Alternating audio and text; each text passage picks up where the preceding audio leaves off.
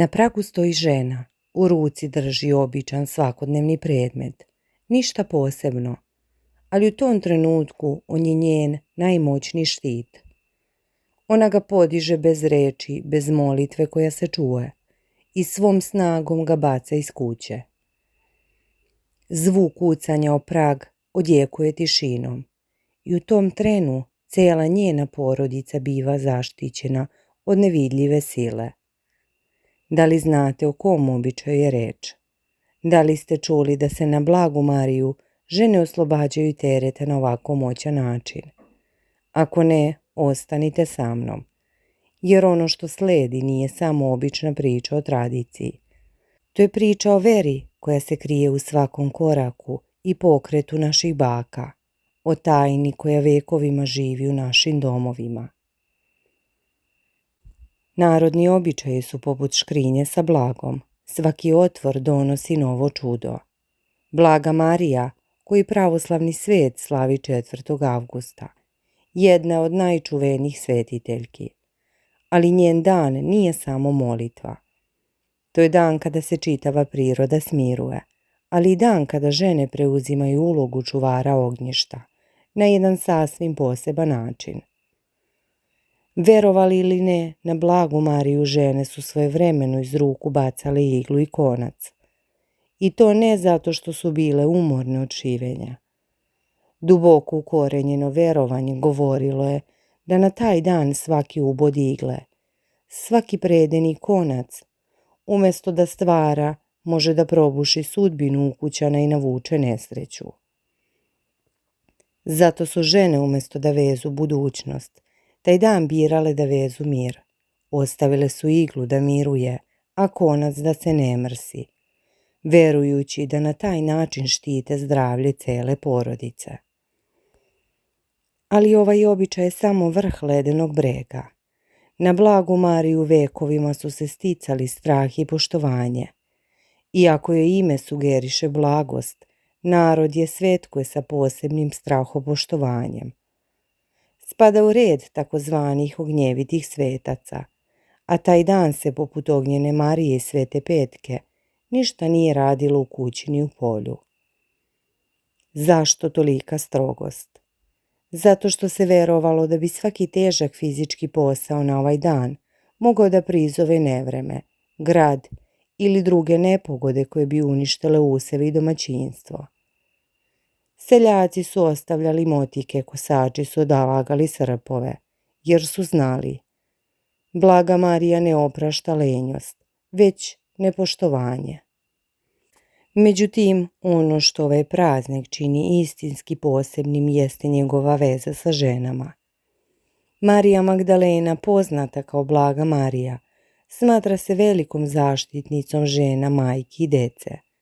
U narodu se veruje da na njen praznik, ako žene odu u crkvu, pomole se i zapale sveću, mogu tražiti ispunjenje jedne želje i svetiteljka ih neće odbiti.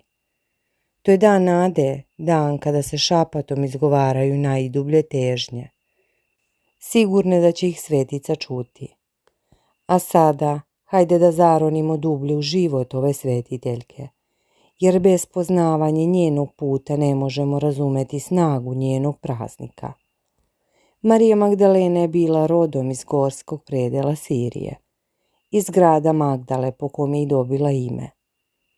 U mladosti je bila grešnica, ali ju je Isus Hristos izbavio od grehova i zlih demona koji su je mučili. Od tog trenutka ona postaje njegova verna učenica i sledbenica. Njena posvećenost bila je bezgranična. Kada su razapeli Isusa pod krstom na Golgoti, sa presvetom Bogorodicom tugovala i Marija Magdalena. Nakon Hristovog vaskrsenja ona je postaje propovednica. 3 puta je posjetila Hristov grob, a Gospod joj se posle vaskrsenja 2 puta ukazao. Upravo njoj je prvo i rekao: idi i kaži braći mojoj. Zato i danas poznata kao ravno apostolna, prva koja je širila vest o Hristovom vaskrsenju. Ali njena misija nije stala na Jerusalimu. Prema hrišćanskom učenju Marija Magdalena je posjetila Rim, gdje je izašla pred cara Tiberija.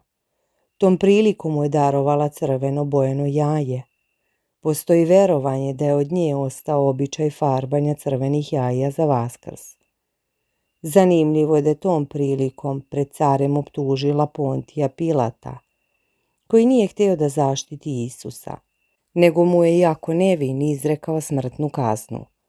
Kasnije je Pilat lišen svog visokog dostojanstva i prognan u zapadnu Europu.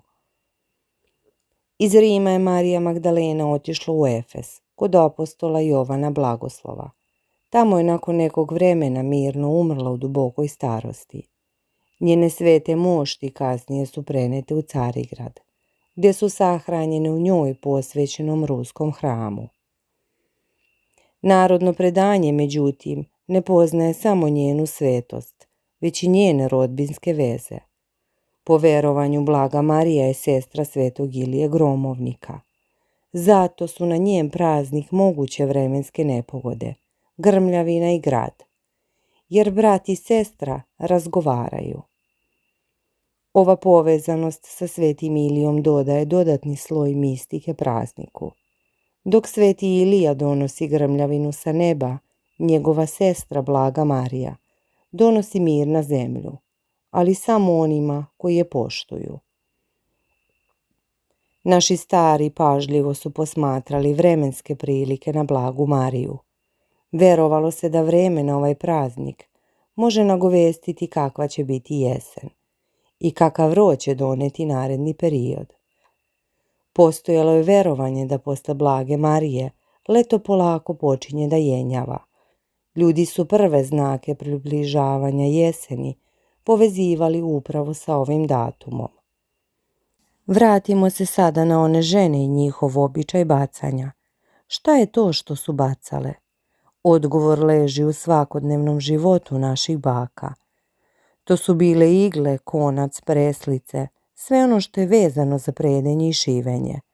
Verovalo se da na Blagu Mariju nije trebalo šiti, plesti, presti, niti obavljati slične ručne poslove. Zašto baš to?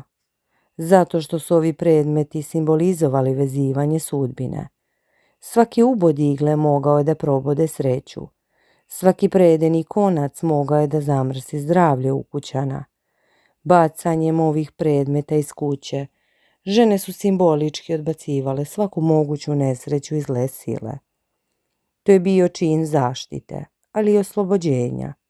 Oslobađanja od briga, od posla, od svakodnevnog napora, kako bi se dan posvetio isključivo miru i porodici. Zato su igla, konac i preslica tog dana ostajali po strani. Umjesto toga žene su odlazile u crkvu, prisustvovale liturgiji, palile sveće i upućivale molitve presvetoj Bogorodici za zdravlje, porodičnu sreću i blagostanje. U mnogim mestima organizovani su sabori i porodična okupljanja. Zanimljivo je da su u pojedinim krajevima izbjegavalo i loženje vatre na otvorenom, kao i korišćenje oštrih alata. Sve je to činjeno iz dubokog poštovanja prema prazniku i strahopoštovanja prema svetiteljki, koja jako je blaga, ne oprašta nepoštovanje. Danas, kada mnogi ove običaje posmatraju kao deo bogate narodne tradicije, oni i dalje svedoče o dubokom poštovanju koje su naši preci imali prema velikim crkvenim praznicima.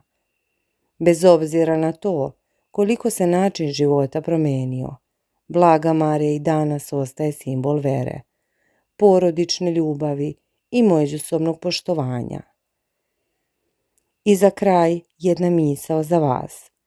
Kada sljedeći put ugledate iglu i konac, sjetite se moći koju su naše bake pridavale ovim običnim predmetima. Sjetite se da je svakom od njih na Blagu Mariju ležala moć da zaštiti čitav dom. Zato, ako ste danas čuli nešto novo, ako vas je ova priča dirnula, lajkujte ovaj video, podelite ga sa svojim prijateljima i porodicom. Neka i oni saznaju za moć Blage Marije. I napišite u komentaru da li ste vi čuli za ovaj običaj, da li ga vaša porodica i danas poštuje. Jer kao što su naši stari znali, vera i običaj su most koji povezuju prošlost sa budućnošću, a Blaga Marija je jedan od najčvršćih kamenova na tom mostu. Hvala vam što ste bili sa mnom. Čuvajte svoj dom i svoju porodicu, kao što su to radile naše bake.